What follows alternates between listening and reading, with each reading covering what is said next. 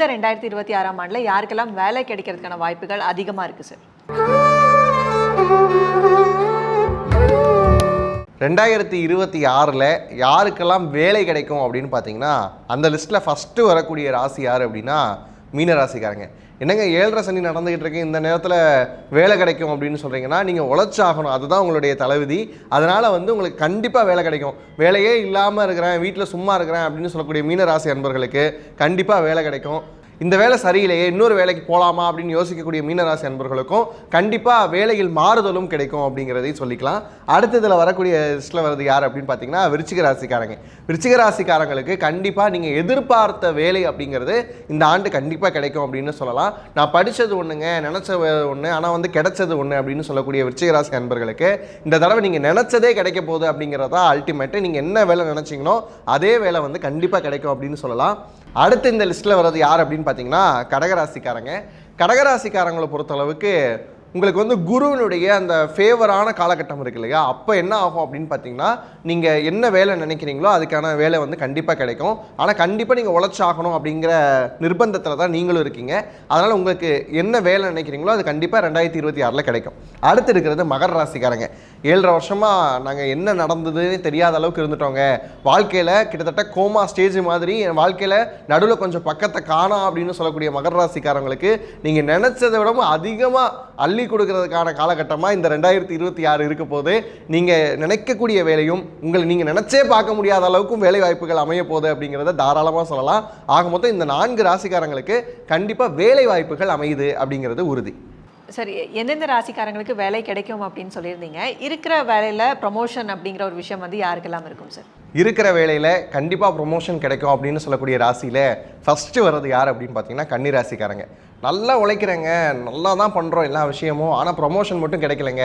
ஏதாவது பேட்டா அப்படின்னு கேட்டால் டாட்டா அப்படின்னு சொல்லி அனுப்பிச்சி விட்றாங்க அப்படின்னு சொல்லக்கூடிய கன்னிராசிக்காரங்களுக்கு இந்த வருஷம் கண்டிப்பாக பார்த்தீங்கன்னா ப்ரொமோஷன் இருக்கும். அடுத்து பார்த்தீங்கன்னா ரிஷபராசிக்காரங்க. ரிஷபராசிக்காரங்க எந்த வேலை செஞ்சாலுமே அதை துல்லியமாக முடிக்கணும் அப்படின்னு நினைப்பீங்க.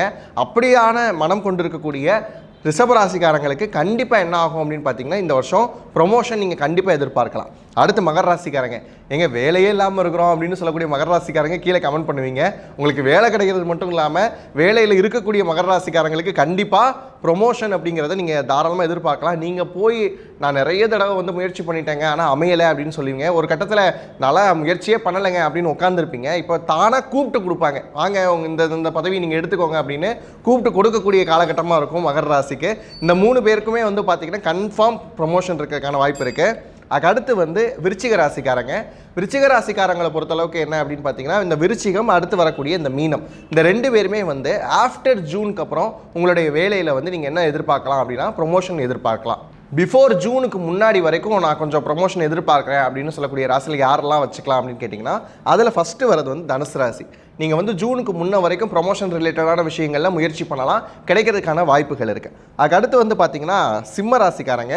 இந்த சிம்ம ராசிக்காரங்க ஜூனுக்கு முன்னாடி வரைக்கும் கொஞ்சம் ட்ரை பண்ணி பாருங்கள். கிடைக்கிறோம் அப்படின்னு உங்களுக்கு எழுதியிருந்தால் கண்டிப்பாக கிடைக்கும். ஏன் அப்படின்னா மற்ற கிரகங்களுடைய அன்ஃபேவரான பொசிஷன்ஸ் இருந்தாலும் கூட நீங்கள் ஜூனுக்கு முன்னே ட்ரை பண்ணிங்கன்னா கிடைக்கிறதுக்கான வாய்ப்பு இருக்குது.